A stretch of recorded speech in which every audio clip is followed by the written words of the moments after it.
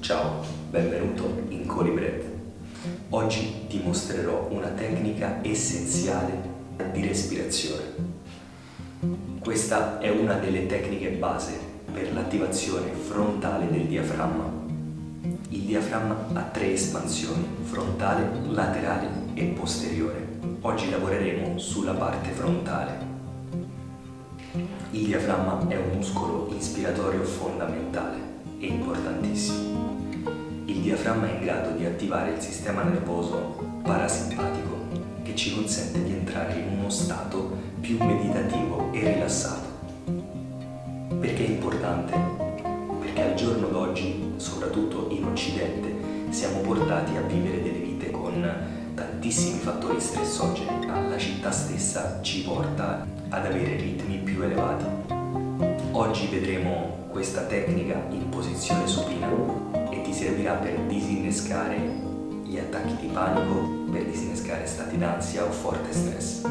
Oggi tutti tendiamo a respirare con la parte superiore, quindi con il torace.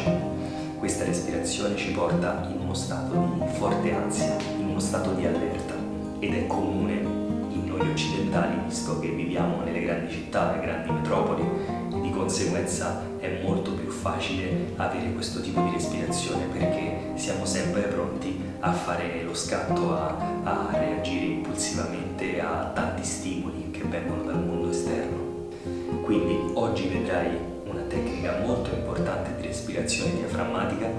Ti consiglio di praticarla 2 volte al giorno, al mattino appena ti alzi, per iniziare la giornata con lucidità, con calma e con serenità, e di utilizzarla la sera prima di andare a dormire per avere un sonno più profondo.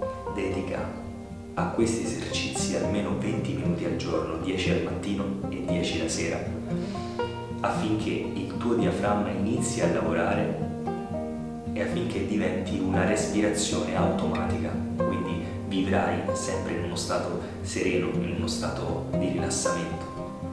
Ovviamente questo dipende anche dalle condizioni esterne, ovvero se hai bisogno durante la quotidianità di scattare, di agire prontamente, la respirazione cambierà in automatico, ma è perché ti stai adattando alla realtà che ti circonda. Nei momenti di calma, di tranquillità, dove ti stai godendo una passeggiata, dove stai lavorando al computer, in ufficio, non è normale avere una respirazione d'emergenza, quindi in quel caso puoi sfruttare la respirazione diaframmatica per avere più lucidità e più serenità anche sul posto di lavoro. Quindi ti auguro una buona giornata e una buona visione di questo video.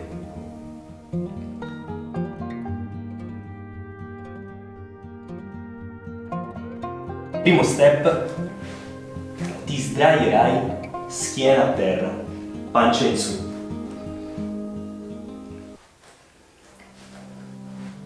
Se la posizione del tuo mento è rivolta eccessivamente verso l'alto, quindi se si crea questa curva eccessiva nel tratto cervicale, dovrai mettere un cuscino sotto la nuca e portare il tratto cervicale in una posizione neutra.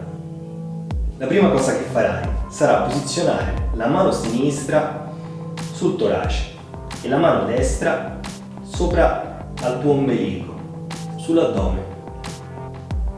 Da questa posizione inizia ad inspirare.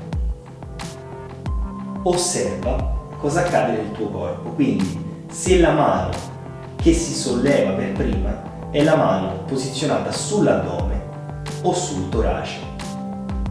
Se la mano che si solleva è la mano del torace, allora avrai più difficoltà a eseguire questo esercizio. Se invece normalmente si attiva il tuo diaframma, quindi è la mano inferiore a salire, ad espandersi, riuscirai ad eseguire questa respirazione molto più facilmente. In ogni caso dovrai ascoltarti, mettere le 2 mani in questa posizione e riuscire ad inspirare lavorando sull'addome. Noi ci concentreremo sul diaframma, su questa parte qua. Inizia a prendere consapevolezza. Prova anche a schiacciare con le mani leggermente il torace e ad inspirare dalla parte inferiore. Qualora non dovessi riuscire e qualora il tuo torace si sollevasse troppo profondamente, in quel caso significherebbe che il tuo diaframma è inattivo. Allora dovrai ricorrere a delle strategie. La strategia che ti consiglio è quella di chiudere la narice sinistra e immaginare che dalla narice destra esca una cannuccia e che tu stessi inalando un fluido come dell'acqua.